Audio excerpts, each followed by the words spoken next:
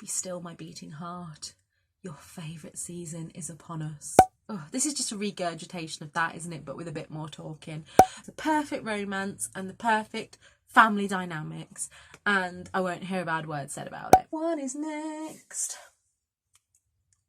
Hello, I'm Charlotte and this is Books and Bargains.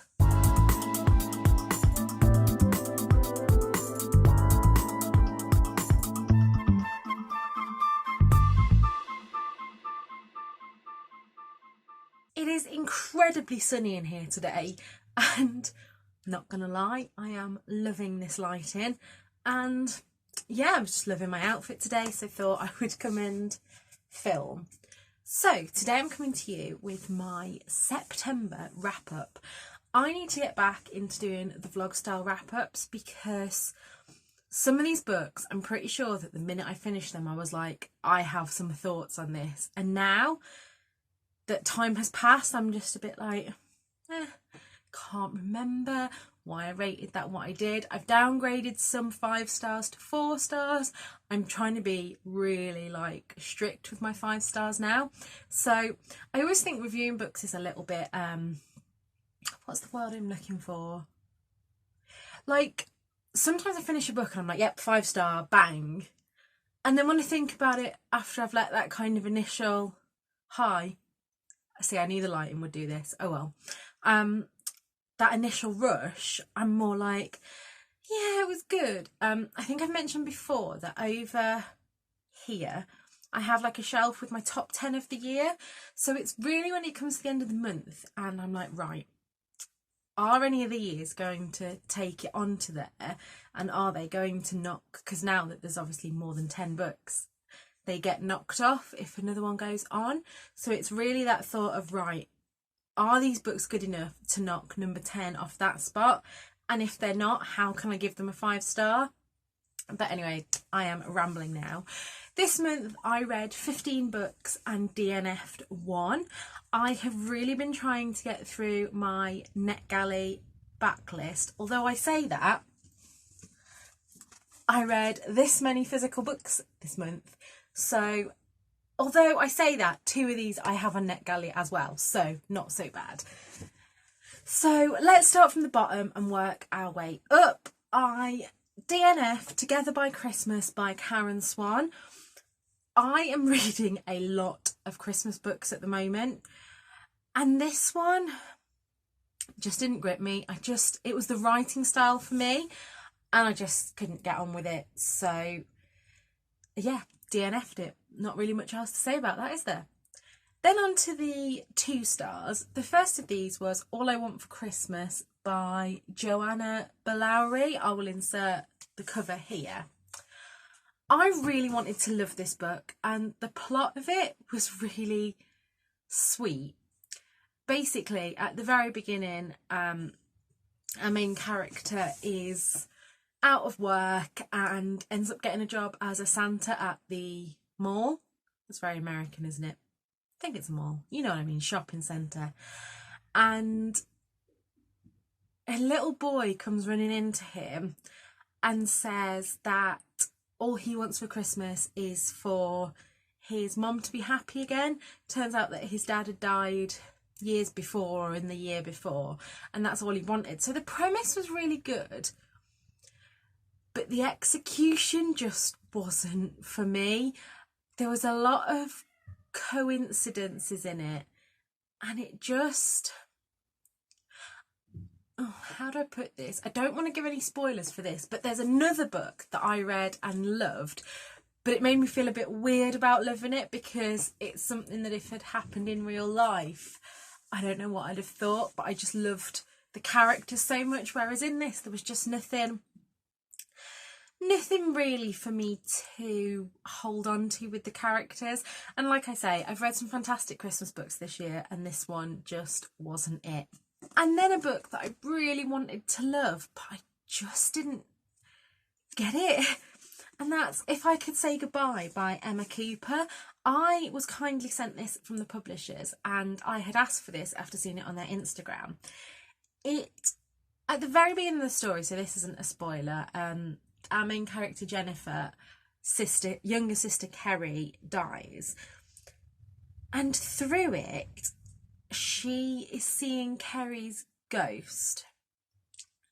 And there were some bits that I really liked. My battery just ran out of storage, camera. It always does this, and I need to learn.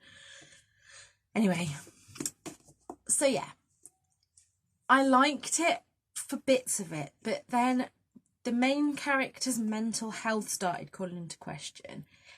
And there were just some things that I didn't like the way that mental health was portrayed, and kind of the people in some senses that were supposed to be supporting her just didn't. But then it was almost as if our protagonist was blamed for that, and then it all seemed to wrap up a little bit too nicely, and yeah, just didn't get on with this one. So I will be passing that on to a charity shop. On to the 3-star books. Again, 2 more Christmas books. And 3-star for me, I always find 3-star a little bit of a weird rating, because I used to think that giving something a 3-star was bad. Whereas actually 3-star for me is kind of average. Well, it's better than average, isn't it? Because we're rating this out of 5 stars. So 3-star for me is just that it was good, but it's not the kind of book that if someone said to me, for example, what Christmas book should I read, Charlotte? I wouldn't, if they specifically mention these ones, I'd say, yeah, they were okay. But I wouldn't lead with them. I'm rambling way too much again.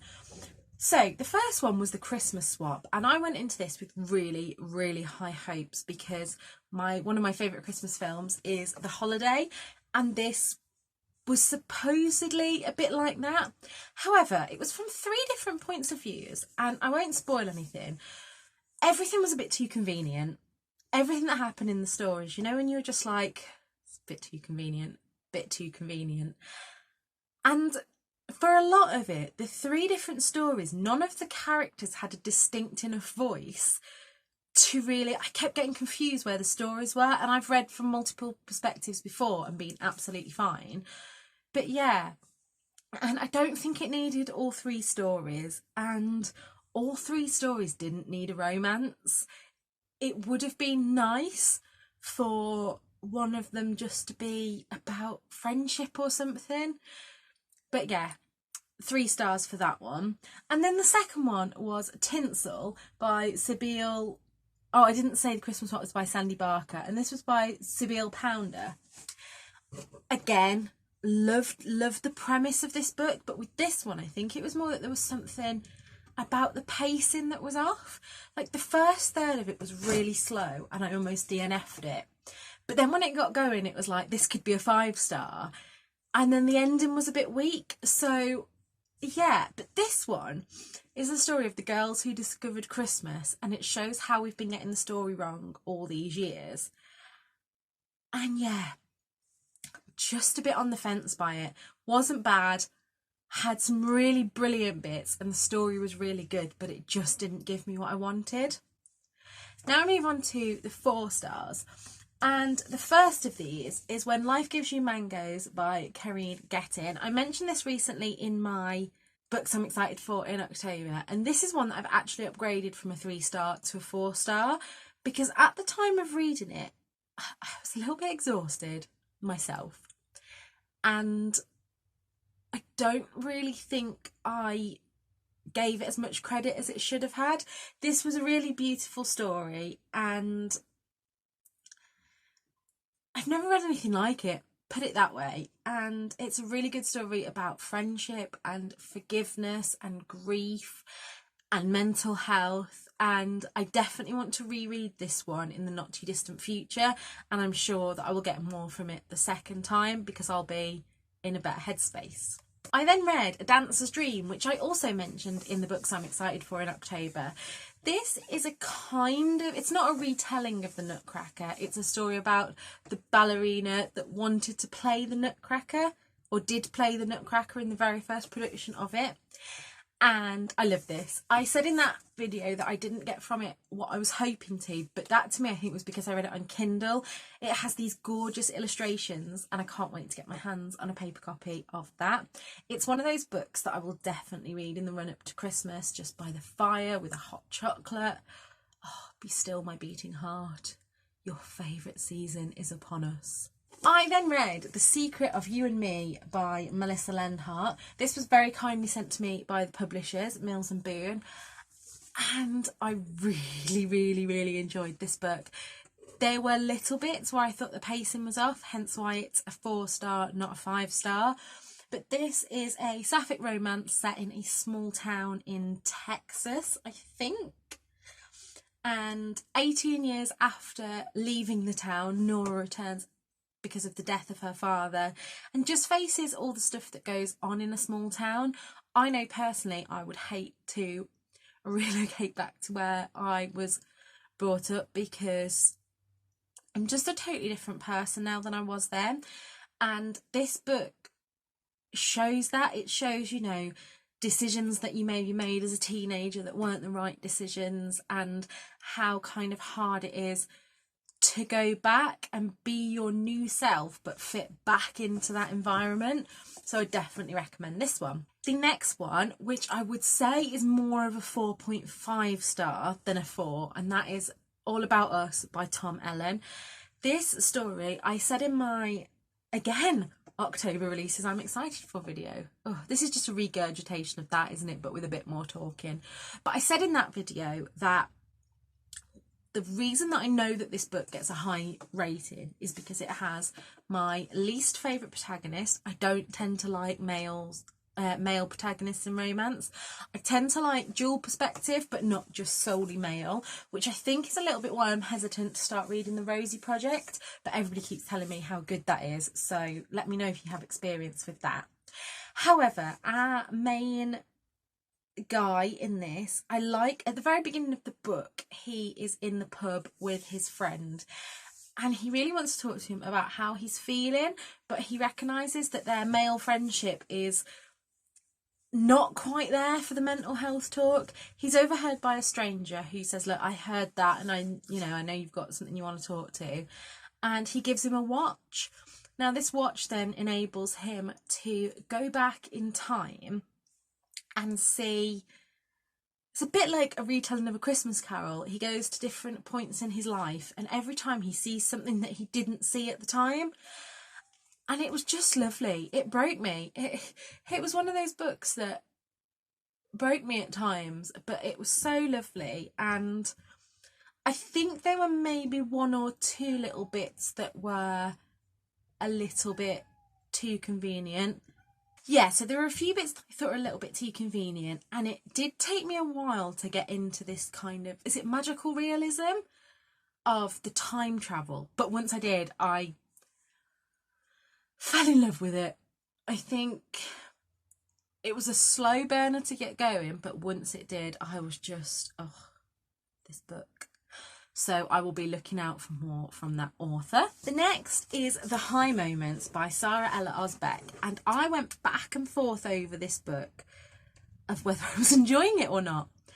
So this book has content warnings for so many things. Drug use, eating disorders. I think there was possibly abuse in a relationship, though I can't remember. And yet, the main character in this was a really unlikable character, but that didn't put me off. She kind of, to me, so I grew up being obsessed with America's Next Top Model, and I was always trying to lose weight. I always wanted to look like a model. That was just one of those big things to me, that I was going to be a size 8. I knew that I'd never be a model, but I was going to dress like an off-duty model, and I was that kind of person. And this, to me, almost shows me what my life could have been like if I took different turnings. Don't know how to explain it more than that, but I decided in the end that I really like this book. Like I said, there was a lot of problematic things in here, but I don't feel like the author...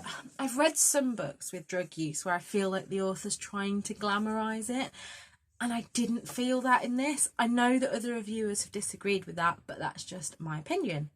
On to a slightly different Christmas book. I read The Christmas Killer by Alex Pine. I have never read a Christmas thriller before, and I don't know whether yeah, it is a thriller. It is a thriller. Thriller slash mystery, where a man and his wife move from London, where he's a police officer, back to her hometown, which is this small village that gets cut off by snowdrifts, etc., etc., because she wants somewhere safer for them to try for a baby and settle down, and she just doesn't feel safe in London anymore. However, as soon as she arrives there, things start happening, and a Christmas card turns up saying that there's going to be 12 murders in 12 days, and that all of the people that are going to be killed deserve to die. And it's very much one of these, I know I always go for this, but kind of, how do I put it? There's all these pieces that you have to put together.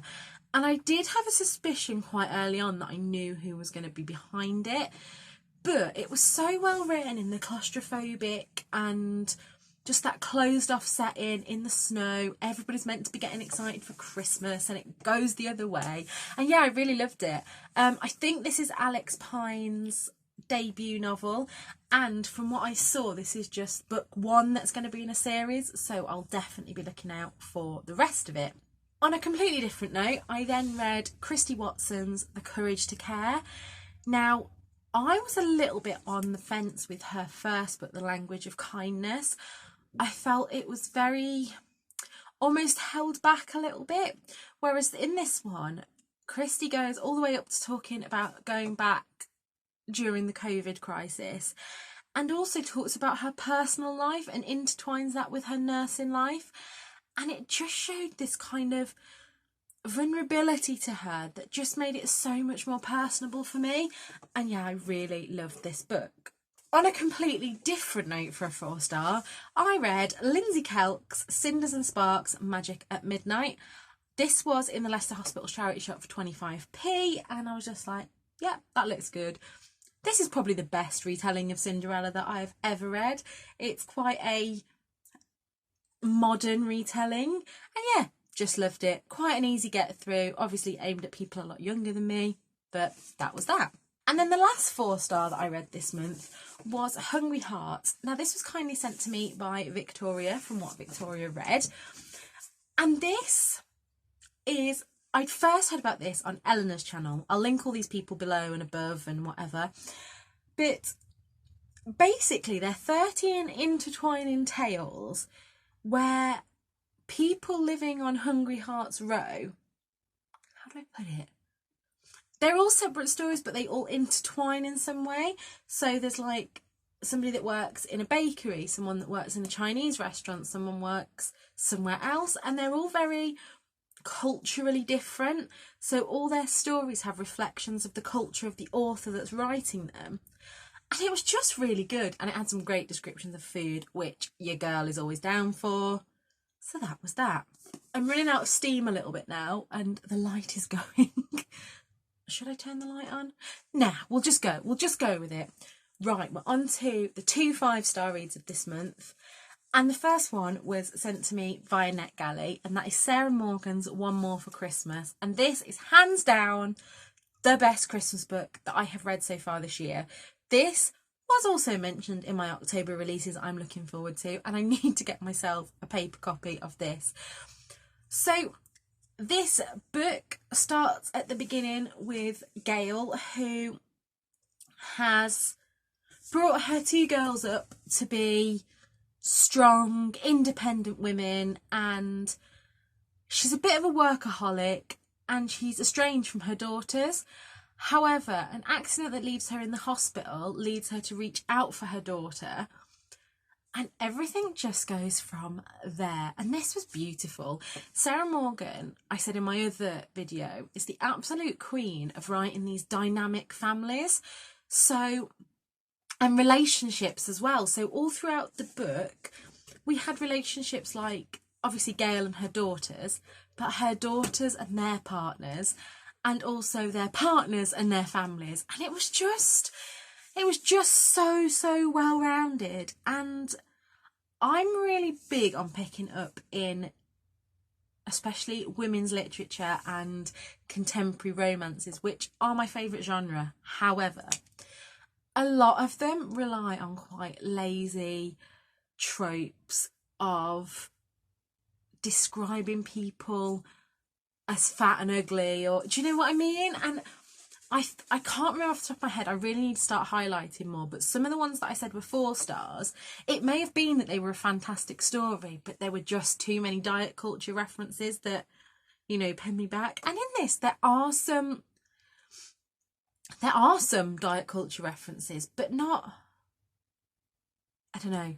It was perfect for me. It was the perfect romance and the perfect family dynamics, and I won't hear a bad word said about it. And finally, my favourite book from this month was a buddy read with Victoria from What Victoria Read. So if you've already watched her wrap up, then this is a bit, you already know this. But this was Far From the Tree by Robin Benway. I first heard about this on Kat's channel from Cats and Cameras. Kaz from Cats and Cameras. I always call her Cat, but her channel is Cats and Cameras, and she has 5 or 6 cats. Anyway, Far From the Tree. At the very beginning of the story, 16-year-old Grace gives birth and gives her baby up for adoption. And because of this, she then decides that she wants to find her birth mother. And as an adopted child myself, I didn't have a baby, but I remember getting to the age of 15, which is how old my birth mum was when she gave me away, and really having all these feelings. Before that, I'd never really thought about her, but I think my cats are fighting outside the door. But getting to that age and suddenly starting to think, wow, I wouldn't cope with a baby right now. Like, what has she gone through? This book, she then finds out that she has 2 siblings, Maya and Joaquin, and the book is told from their 3 perspectives. And it is just, I think Victoria said the same thing in her wrap up, but it broke my heart and put it all back together again. And we both sobbed at this one, and this is going to my #1 spot of the best book that I've read this year. So if that's not an endorsement, I don't know what is. Anyway, that is my September wrap up. Thank you for joining in. If you are new to this channel, please don't hesitate to subscribe below and give me a like if you like this video. I will be back on Thursday with, I think, a charity shop haul. But until next time, keep safe, look after yourselves. Bye.